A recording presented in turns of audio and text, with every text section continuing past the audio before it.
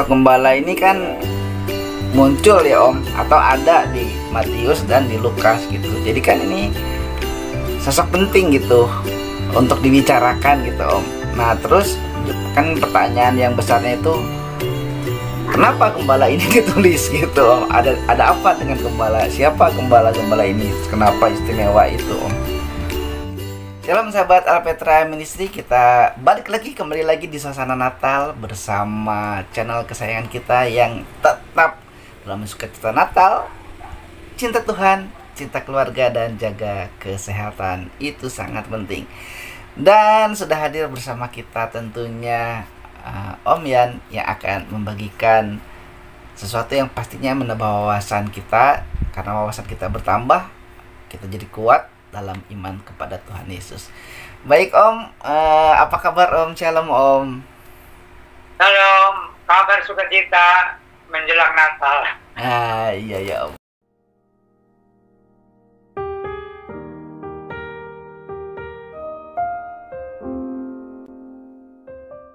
Menjelang Natal nih. Ya Om, hari ini kita mau bahas Om berdasarkan dari Lukas pasal 2 ya Om, tentang kelahiran Tuhan Yesus gitu. Kalau sebelumnya di Alpetra Ministry sudah dibahas tentang tokoh Simeon Om, dan juga yang begitu luar biasa ya, menanti-nantikan kedatangan Tuhan. Dan hari ini kita mau bahas tentang gembala nih Om. Karena kenapa sih Om gembala ini menjadi menjadi satu sosok yang penting dan dituliskan dalam Alkitab. Kenapa gembala ini sampai ada di Injil Matius dan juga di Injil Lukas ini Om?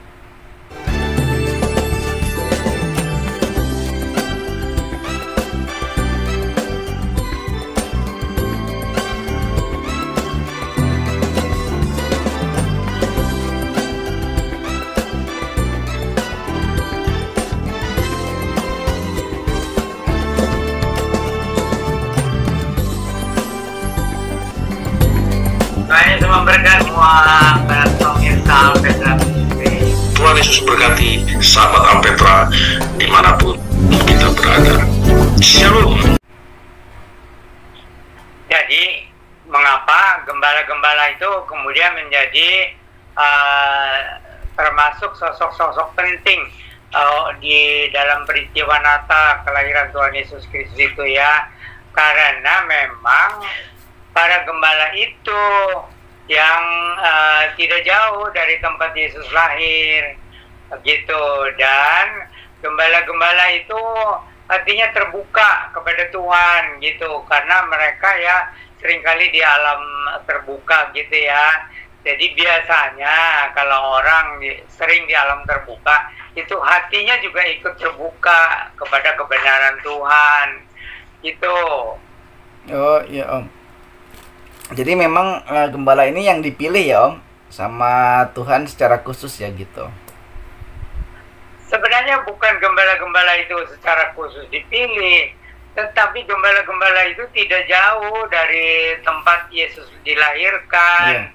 Dan mereka itu orang-orang yang terbuka gitu kepada apa saja yang disampaikan ya, apalagi kalau dari Tuhan atau dari malaikat. Jadi itu ada sisi positifnya, bahwa mereka itu bukan orang yang terlalu berargumen yang dalam-dalam. Yang penting ada bukti, ada saksi gitu. Iya Om, kan juga kalau memang alasannya yang ada di daerah situ ya Om ya, di dekat situ, kenapa juga Om nggak orang-orang yang ada di gereja, di sinagoge maksudnya? Kenapa nggak mereka yang ditemui Om? Atau sekelompok yang lain gitu? Mungkin kelompok yang bukan pengembala domba, apa kelompok tani? Atau kan akhirnya juga Tuhan memilih para penjala, para nelayan. Nah, kenapa Om kok gembala ini juga sampai ditemuin secara khusus oleh malaikat ya Om? Kalau kita lihat di Alkitab itu Om, kenapa Om? Sebenarnya tidak ada perkataan khusus di situ, tetapi para gembala itu ada di dekat daerah di mana Yesus dilahirkan, begitu. Dan mereka itu kan tidak sedang tidur nyenyak, gitu. Iya. Jadi mereka dengan hati terbuka waktu mendapatkan berita dari malaikat itu. Jadi bukan dalam keadaan seperti setengah sadar gitu ya. Jadi itu kira-kira situasinya. Jadi mereka lah yang sedang memang terbuka kepada kebenaran gitu. Oh ya Om. Dan juga mereka itu saat itu juga karena memang berjaga-jaga saat malam ya Om ya. Kan tadi Om jelaskan mereka masih melek gitu ya Om, belum tidur juga ya. Jadi terus waktu dalam pertemuan mereka dengan malaikat itu Om, apakah itu sama Om dengan seperti peristiwa lainnya gitu? Misalnya dia perjanjian lama, Yakub ketemu malaikat, terus juga apakah ini berbeda ya Om ya? Kan juga ada nyanyian malaikat itu ya Om. Ya itu jadi memang waktu saat itu yang ada yang sedang berjaga-jaga tidak jauh dari tempat lahir Yesus, ya gembala-gembala itu yang sedang menjaga domba. Ya Om. Meskipun di dalam rencana Allah tentu semuanya sudah diketahui dari semula ya. Iya. Tetapi kalau pada saat itu ya memang keadaannya gembala-gembala itu yang sedang ada di situ gitu, tidak jauh dari tempat Yesus dibaringkan.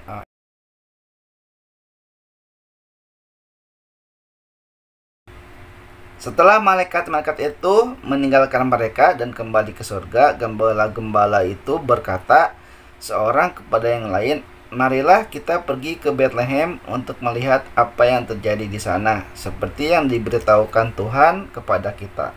Lalu mereka cepat-cepat berangkat dan menjumpai Maria dan Yusuf dan bayi itu yang sedang berbaring di dalam palungan. Nah ini Om yang mau saya tanyain Om, ini kan ada kata seperti yang diberitahukan Tuhan. Kan mereka diberitahu malaikat, bukan diberitahu sama Tuhan Om. Gimana? Jadi itu mereka kalau didatangi malaikat itu berarti ada pesan dari Tuhan, dan itu dipastikan ini bukan malaikat palsu. Gitu. Jadi kan tidak mungkin Tuhan langsung berbicara begitu kan.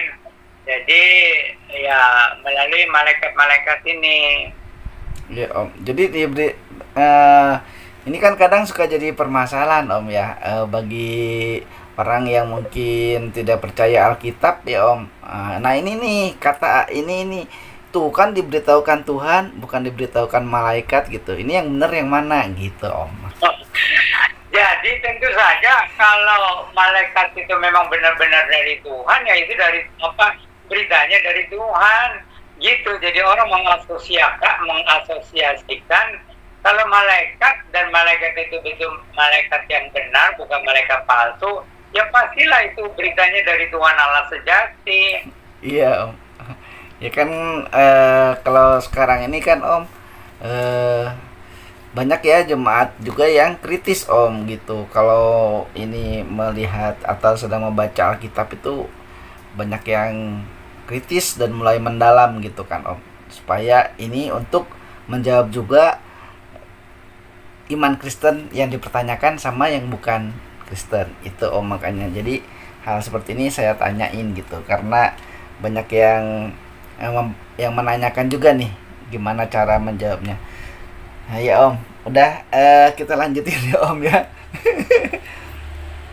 Lalu mereka cepat-cepat berangkat. Nah Om, ini reaksi ya Om ya. Kan kalau dari Stephen Covey itu ya, Seven Habits itu Om, kan kita nggak boleh reaksi. Ini Om, reaksi ini Om, mereka cepat-cepat berangkat itu Om. Ini apa karena ada kuasa Roh Kudus? Tapi waktu itu apakah Roh Kudus sudah ada juga ya Om, sehingga mereka mendapat mau gebu-gebu gitu, cepat-cepat gitu. Jadi memang tidak dijelaskan apakah di situ Roh Kudus yang menggerakkan ya. Tapi secara manusiawi itu peristiwa luar biasa. Perjumpaan dengan malaikat dan juga beritanya tentang juru selamat telah lahir bagimu, dan juga kedatangan dan kehadiran malaikat itu membawa pengaruh sukacita luar biasa. Nah, itu yang juga melekat dengan kelahiran Tuhan Yesus itu, yang membawa sukacita luar biasa. Dan ini yang sudah jarang dirasakan lagi oleh orang Kristen sekalipun, karena itu sudah menjadi tradisi turun-temurun. Hanya ya Natal kita sukacita, Natal kita sukacita, dikaitkan dengan baju baru, dikaitkan dengan pesta pora, gitu, ya, atau ya hari raya keagamaan lah. Nah, tetapi yang sangat penting itu pengalaman dengan berkenaan dengan kedatangan juru selamat ke dalam dunia ini. Ada sesuatu ya yang dari sorga gitu, yang dirasakan oleh manusia. Nah, ini yang harus dirasakan juga oleh umat Kristen yang merayakan pun ya. Jadi ada umat Kristen waktu merayakan Natal ya, itu istilahnya itu disapa oleh hadirat Tuhan ya, lalu betul-betul menikmati sukacita Natal itu. Tapi ada banyak orang juga ya merayakan Natal ya biasa-biasa aja lah, tradisi gitu. Nah, di situ jadi itu perlu penghayatan yang tulus. Di samping juga tentu saja Tuhan Allah siap memberikan anugerah kepada orang-orang yang terbuka kepada kebenaran, kepada anugerah Allah yang sungguh-sungguh gitu. Tetapi manusia kan, coba kalau kita lihat itu berapa persenkah yang terbuka kepada kebenaran ya. Meskipun pada umumnya manusia itu punya agama, tetapi punya agama itu bukan berarti terbuka kepada kebenaran. Bahkan ada orang-orang beragama yang menutup dirinya terhadap kebenaran yang lain daripada yang mereka sudah terima. Nah, gitu. Iya, Om. Iya ya, kadang gitu ya Om ya. Ada yang sulit untuk menerima apa yang sudah jadi patokannya masing-masing sebetulnya. Sehingga itulah Om, makanya kita itu di Alpetra berusaha supaya sahabat Alpetra itu tidak goyang. Kalau sudah patokannya Alkitab, ya sudah dipegang Alkitab dan jangan goyang oleh opini lain gitu ya Om, di luar Alkitab. Ya, kita bersyukur karena kita punya Alkitab yang sudah lengkap. Kan itu di kitab Wahyu pasal terakhir itu kan, tidak boleh ditambah, tidak boleh dikurangi. Itu kitab Wahyu itu pasal terakhir. Jadi kita bersyukur aja bahwa kebenaran di dalam Alkitab itu sudah lengkap, perjanjian lama dan perjanjian baru, dari penciptaan langit dan bumi sampai kepada penciptaan langit baru, bumi baru. Wah, ini luar biasa Alkitab kita ini. Dan sesudah itu tidak boleh ditambah, tidak boleh dikurangi. Iya. Ya Om. Oke. Oke Om, kita lanjutin lagi ke yang selanjutnya ya Om, tentang pembahasan kita, yaitu tentang gembala-gembala ini Om.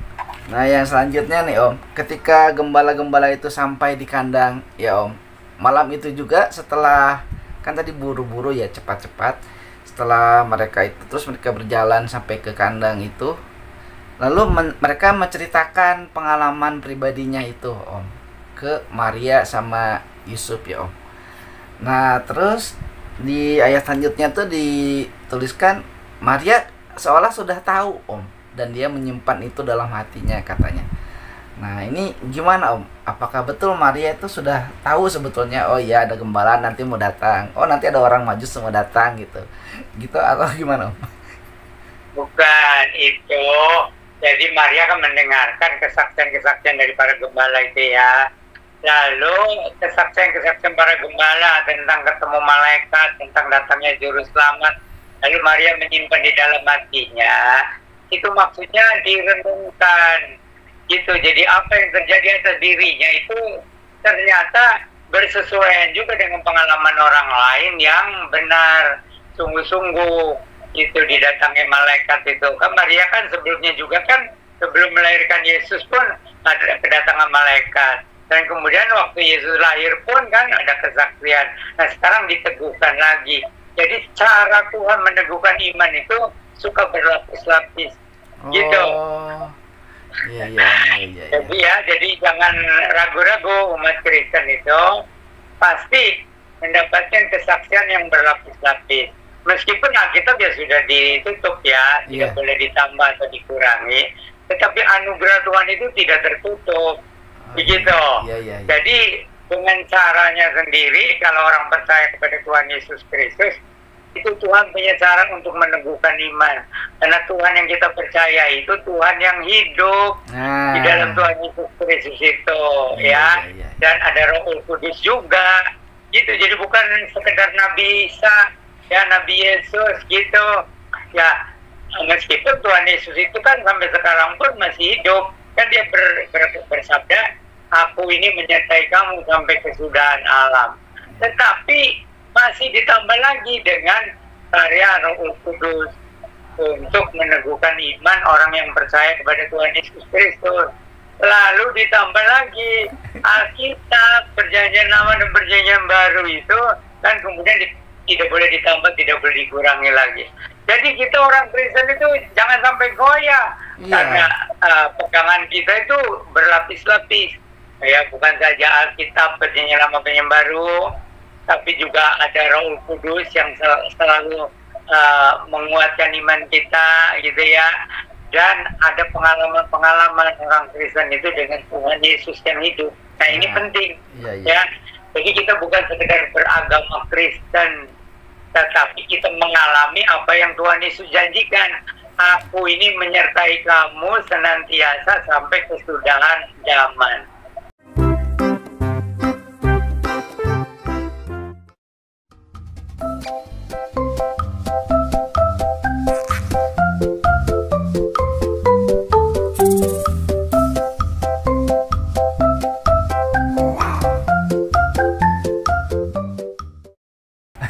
Ya, jadi apalagi terutama tadi Om bilang berlipat-lipat ya Om ya. Iman kita itu ditambah-tambahkan sama Tuhan dengan caranya yang dengan caranya Tuhan gitu. Saya mau tambahkan lagi ya. Jadi jumlah orang yang akan diselamatkan di dalam penebusan Tuhan Yesus dan kebangkitannya itu jumlahnya sudah ditetapkan. Jadi kalau sekarang ini ya mungkin tidak terlalu banyak lagi, meskipun itu kalau di jumlah yang akan diselamatkan masih banyak karena dari antara segala bangsa, suku, bahasa dan kaum di muka bumi. Tetapi kalau dihitung-hitung per bangsa atau suku ya tidak terlalu banyak lagi, gitu. Jadi kita juga melihat tanda-tanda kedatangan Tuhan Yesus yang kedua kali dalam kemuliaan itu makin lama makin jelas, mungkin tidak terlalu lama lagi. Meskipun saya sudah tua, tapi masih berharap Tuhan Yesus datang kembali, saya masih hidup. Ya nggak tahu lah ya, gitu. Iya Om. Oke Om. Nah ini Om, yang menarik juga nih Om dari dari keteladanan ya, mungkin kita meneladani yang dilakukan oleh gembala-gembala waktu itu ada dituliskan gembala-gembala itu sepulang dari ketemu Tuhan Yesus menyembah di sana, dia pulang sambil memuji dan memuliakan Allah katanya, karena segala sesuatu yang mereka dengar dan mereka lihat semuanya sesuai dengan apa yang telah dikatakan kepada mereka, yang mungkin yang dikatakan oleh malaikat itu ya Om, bahwa kemuliaan bagi Allah di tempat yang maha tinggi, terus juru selamat lahir sekarang untuk menebus dosa manusia gitu.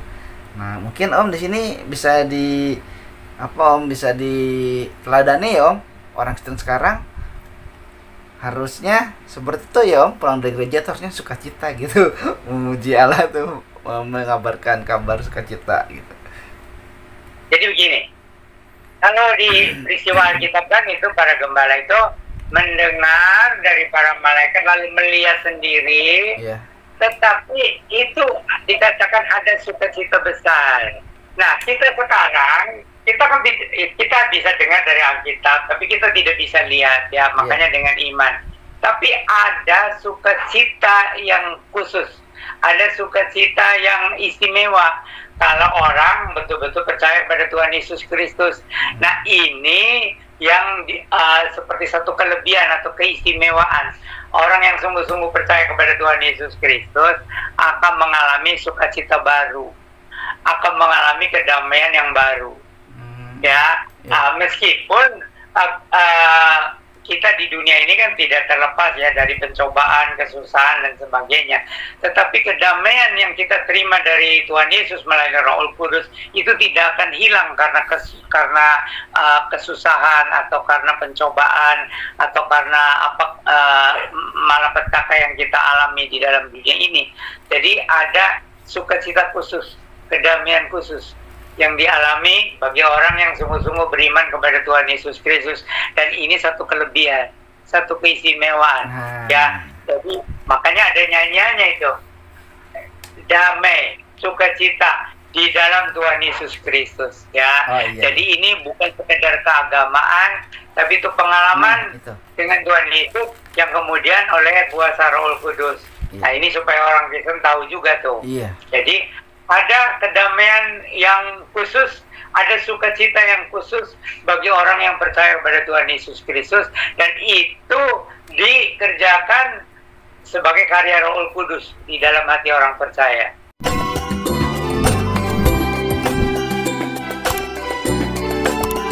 Apa yang bisa kita teladani Om dari para gembala ini di zaman sekarang? Jadi kalau dari para gembala itu ya, kita jadi harus terbuka kepada kebenaran ya. Jadi kalau kita sudah tahu ini kebenaran, jangan terlalu banyak berdebat. Kalau sudah tahu ini kebenaran ya, jadi kita terbuka kepada kebenaran, meskipun kita jangan terlalu sembarang percaya ya. Tapi kita terbuka kepada kebenaran, dan kalau sudah tahu ini adalah kebenaran, kita terima dengan sepenuh hati. Apalagi satu-satunya orang yang berani berkata, aku ini jalan dan kebenaran dan hidup. Tidak ada seorang pun yang sampai kepada Bapa kalau tidak melalui aku. Nah itu, jadi ada satu kepastian kalau di dalam Tuhan Yesus Kristus itu, ya, karena Dia yang menjamin. Lalu ada Roh Kudus, ya, ada Roh Kudus yang meneguhkan iman kita itu dengan sukacita yang baru, dengan kedamaian yang baru, yang dari alam ilahi, ya, karena kan namanya Roh Kudus. Roh Kudus yang Roh Allah. Jadi ada sukacita bukan dari dunia ini, ada kedamaian bukan dari dunia ini, tetapi di dalam Tuhan Yesus Kristus. Ya Om. Baik Om. Nah ini yang terakhir ya mungkin ya Om, mau saya tanyakan nih Om, sehubungan dengan perayaan Natal ya Om ya. Seperti gembala-gembala itu kan mereka yang merayakan Natal pertama kali berarti ya Om. Nah, pertanyaan saya Om, waktu itu kan gembala beda sama orang Majus Om. Mereka tidak bawa apa-apa ya, bawa hati kali ya Om. Nah kalau orang Majus kan mereka bawa hartanya gitu. Nah, ini sering kali diterjemahkan gitu ya, atau ini kan sama gembala-gembala itu, udah kasih apa buat Tuhan Yesus, buat gembala nih, buat pendeta kasih apa. Nah itu gimana Om tanggapan Om? Itu satu pertanyaan yang bagus ya, tapi tadi juga disebutkan bahwa orang-orang Majus itu membawa persembahan yang berharga ya. Lalu gembala-gembala bawa apa sebagai persembahan menyambut juru selamat itu? Makanya ada satu kisah, lalu mereka itu katanya mempersembahkan tongkatnya. Tetapi kalau mempersembahkan tongkatnya mesti bikin lagi dong tongkatnya untuk menggembalakan ya enggak. Jadi tafsiran yang betul bahwa gembala-gembala itu mempersembahkan dirinya kepada bayi Yesus itu, Jadi gembala-gembala datang melihat bayi Yesus lalu menyembah, jadi mempersembahkan dirinya kepada bayi Yesus, kepada Tuhan Yesus itu. Lalu jadi itu sebenarnya mereka mengalami sukacita yang baru, kedamaian yang baru. Itu karena mereka mempersembahkan dirinya kepada Sang Juru Selamat Mesias yang dijanjikan itu. Ya sahabat Apetra, mari kita mempersembahkan diri kita, siapapun kita yang saat ini lagi nonton. Ayo kita persembahkan diri kita sebagai persembahan yang benar di hadapan Tuhan Yesus. Oke, baik sahabat Apetra Ministry, tadi Om sudah menjelaskan dengan sangat jelas Dan penjelasan ini sudah seharusnya seperti gembala-gembala itu, mereka cepat-cepat datang kepada Tuhan Yesus. Dan kita juga hari ini setelah mendengar penjelasan dari Om Yan berdasarkan Alkitab, ayo kita sama-sama datang sama Tuhan Yesus, menyambut kedatangan Tuhan Yesus yang kedua kali, sambil sukacita Natal, sukacita lahirnya Juru Selamat untuk kita tetap di hati kita. Baik Om, terima kasih untuk penjelasannya. Sampai di sini dulu perjumpaan. Selamat hari Natal. Nah, ya itu Om. Selamat hari Natal. Iya. Dan tahun baru nanti ya. Selamat hari Natal buat sahabat Alpetra Ministry. Tetap cinta Tuhan, cinta keluarga, jaga kesehatan. Maranatha. Haleluya.